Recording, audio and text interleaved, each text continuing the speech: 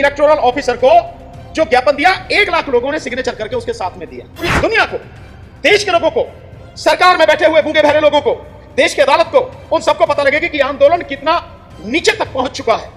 और अगर ईवीएम को नहीं हटाया, जबरदस्ती ईवीएम से चुनाव कराने की कोशिश की सरकार ने और इलेक्शन कमीशन ने, तो इसके परिणाम कुछ और ही होंगे। जब ये इलेक्टोरल बोर्ड का जो फैसला 11 तारीख को जो हुआ है और कहा उन्होंने कि 12 तारीख की शाम को आपको हर सूरत में देना होगा, एसबीआई को जो कहा, और एसबीआई ने दे भी दिया। जब आपके पास था ही अवेलेबल, हर कोई जानता था, तो समय क्यों मांग रहे थे? इसी से पता लगती है कि किस तरह से सरकार इन तमाम संस्थाओं को अपने कंट्रोल में करके कोई भी ऐसी चीज जिससे सरकार नंगी हो जाए वो लोगों के बीच में ना आए, उसके लिए काम कर रही है लगातार। कि भारत में संघर्ष तब तक चलेगा जब तक शोषण करने वाले लोग, जो कमजोर और गरीब लोग हैं, उनका शोषण करना बंद नहीं कर देंगे। मतलब ये भी बड़े दुख की बात है कि सुप्रीम कोर्ट का प्रेसिडेंट राष्ट्रपति को लिख रहा है कि भाई इस विषय पे आप जो है सुप्रीम कोर्ट से सलाह मांगो। अबे जिस विषय में सुप्रीम कोर्ट ने आदेश कर दिया और वो आदेश इंप्लीमेंट हो रहा है, लागू हो रहा है, उस विषय में सलाह का क्या मतलब है भाई? मीडिया के मेरे तमाम बहादुर साथियों को बहुत बहुत धन्यवाद, उनका बहुत बहुत अभिनंदन। और साथियों, जो चीजें अब आपके सामने आ रही हैं, मुद्दे कई हैं और सभी जायज मुद्दे हैं। एक भी ऐसा मुद्दा नहीं है जो अभी यहां बताया गया जो जायज नहीं हो और जिसके लिए आंदोलन की जरूरत नहीं है। ये सीधे सीधे लोगों से जुड़े हुए मुद्दे हैं, चाहे वो जातिगत जनगणना को हो और चाहे वो छत्तीसगढ़ में जो जंगल काटे जा रहे हैं वो मुद्दा हो, चाहे वो जो बेरोजगार हैं उनका मुद्दा हो, चाहे वो किसानों का मुद्दा हो, और ईवीएम का मुद्दा तो है ही। और इस समय अब सीए एनआरसी का भी मुद्दा शुरू हो गया। जो ईवीएम का मसला हम लेकर चल रहे हैं, मैं आप सभी साथियों को दिल से धन्यवाद देना चाहूंगा कि आपकी बदौलत ये ईवीएम का मुद्दा न केवल गांव-गांव, शहर-शहर, गली मोहल्ले, घर-घर ये मुद्दा पहुंच चुका है। हम लोगों को सब लोग देख रहे हैं और हमारे अलावा भी जो जगह जगह देश में अलग अलग जगह साथी लगातार आंदोलन कर रहे हैं। इस विषय में मैं आपको बताऊं, महाराष्ट्र बहुत जबरदस्त तरीके से आंदोलन कर रहा है। हम लोग होके आए वहां पर, नागपुर में बहुत जबरदस्त मीटिंग है। इसके अलावा गोवा, आप अंदाजा लगाइए कि गोवा में कुल जो वोट हैं 11 लाख वोट हैं टोटल, 2 पार्लियामेंट्री कॉन्स्टिट्यूंसी हैं।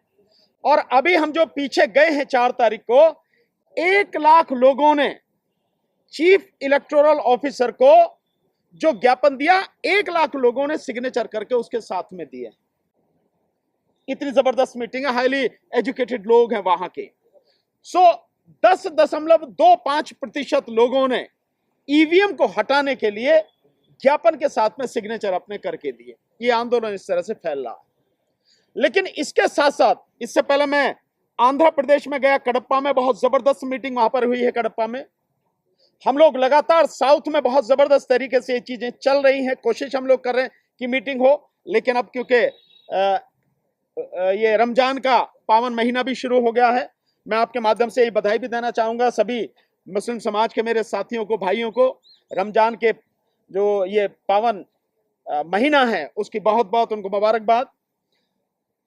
एक बात जो सिंपल हम कहना चाह रहे हैं, जो 23 तारीख को शहीद आजम भगत सिंह जी का शहीदी दिवस है, उस दिन जो ईवीएम के लिए जो प्रोग्राम सबसे अभी निवेदन किया गया, आदरणीय राजेंद्र पाल गौतम जी ने जो बताया, उसमें छोटा सा बस आपको क्लियर करना चाहता हूं कि देश में हर व्यक्ति से हमारा ये निवेदन है, वो चाहे गांव में रहता हो, शहर में रहता हो, किसी शहर में मोहल्ला हो, बड़ा हो, वहां हो, जहां भी उनको ठीक लगे वहीं पर सारे के सारे लोग इकट्ठे होकर 10, 20, 50, 100, 200, 500 जो भी उस दिन इकट्ठे हों और 2 काम उस दिन करें। एक, उस दिन पूरे दिन व्रत रखें, उपवास रखें और शहीद आजम भगत सिंह जी की फोटो लेकर ईवीएम को खत्म करने के लिए प्रण लें। साथियों, मीटिंग करें, बाकायदा सब लोग इकट्ठे होकर मीटिंग करें और वो जो प्रण लें और जो वहां मीटिंग करें उस मीटिंग की वीडियो बनाएं। जो भी अच्छे बोलने वाले साथी हो बोले, 2, 3, 4 जो उनकी सबकी वीडियो बनाएं, छोटी छोटी वीडियो बनाएं और इन वीडियोस को सोशल मीडिया पर डालें। जिस तरह से हम लोग ये प्रेस कॉन्फ्रेंस करके डालते हैं, जो भी कहीं मीटिंग होती है, आंदोलन होता है, हम उसकी वीडियो बना के डालते हैं, ऐसे ही आप भी डालें। इसका नतीजा क्या होगा? इसका नतीजा यह होगा कि हमारे साथ साथ पूरी दुनिया को, देश के लोगों को, सरकार में बैठे हुए गूंगे बहरे लोगों को, देश की अदालत को, सामाजिक संगठनों के जो जुड़े हुए लोग हैं, जो आपके सिविल सोसाइटी के जो लोग हैं, उन सबको पता लगेगा कि आंदोलन कितना नीचे तक पहुंच चुका है। और अगर ईवीएम को नहीं हटाया, जबरदस्ती ईवीएम से चुनाव कराने की कोशिश की सरकार ने और इलेक्शन कमीशन ने, तो इसके परिणाम कुछ और ही होंगे। ये मैसेज वहां तक पहुंचना चाहिए, तो इसलिए वीडियो बनाए। मैं शहीद भगत सिंह जी की जो बात हम लोगों ने डिसाइड की है, देखिए शहीद भगत सिंह जी के विषय में 2 कोटेशन में उनकी कही हुई बात जो मैं आपके सामने रखता हूं, इसको समझना बहुत जरूरी है।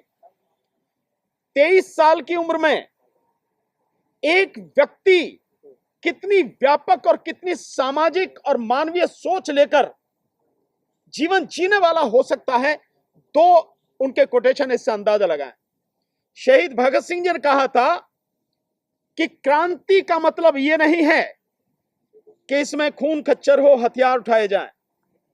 क्रांति का मतलब है कि जो अन्याय और असमानता पर आधारित व्यवस्था है, वो व्यवस्था बदलकर समानता और न्याय पर स्थापित व्यवस्था कायम की जाए। आप सोचिए कितनी बड़ी बात है कि समानता और न्याय पर